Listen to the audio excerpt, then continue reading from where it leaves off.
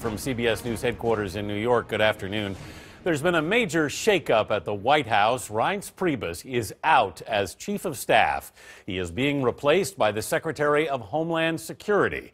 President Trump announced this in a tweet saying, "I am pleased to inform you that I have just named General Secretary John F. Kelly as White House Chief of Staff. He is a great American."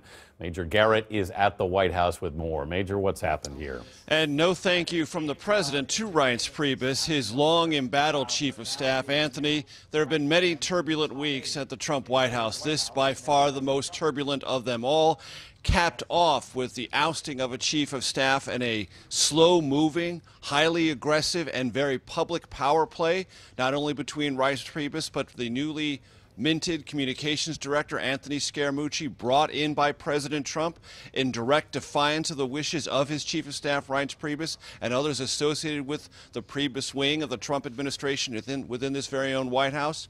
And it's worth pointing out that in the last month or two, Anthony, the centrality of Reince Priebus as chief of staff had been gradually diminishing, less and less important in the day-to-day scheduling of the president and day-to-day agenda setting for the future of his administration.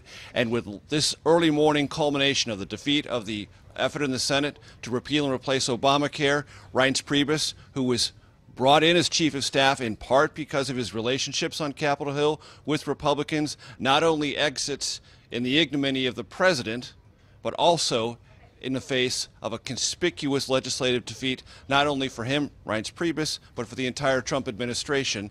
It has been one heck of a week here at the White House, and ending now with the ousting of a chief of staff. Well, it's not quite over yet, Major. There's another day in this week. We'll see what happens. Let me bring in John Dickerson, our chief Washington correspondent and anchor of Face the Nation. John, as Major alluded to there, Reince Priebus's influence seemed to be on the wane for some time. It ended kind of yesterday with a very public, nasty rebuke from Mr. Scaramucci. Where does that leave the White House at this point?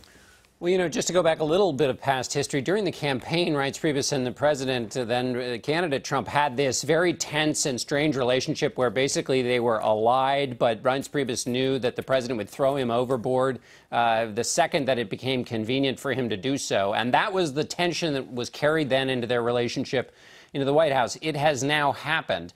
So what it is it's a ratification in part of all the reports of the chaos in the White House. What was striking about Mr. Scaramucci's conversation with the New Yorker's Ryan Lizzo was not just the vulgar language, but that it gave a window into an administration that he was saying was basically out of control and full of people who were interested only in themselves and protecting their turf. And it was an extraordinarily negative performance review of the White House. Well, by firing Reince Priebus, it ratifies that view that the last 6 months have been chaos, out of control. And now, how does it get fixed?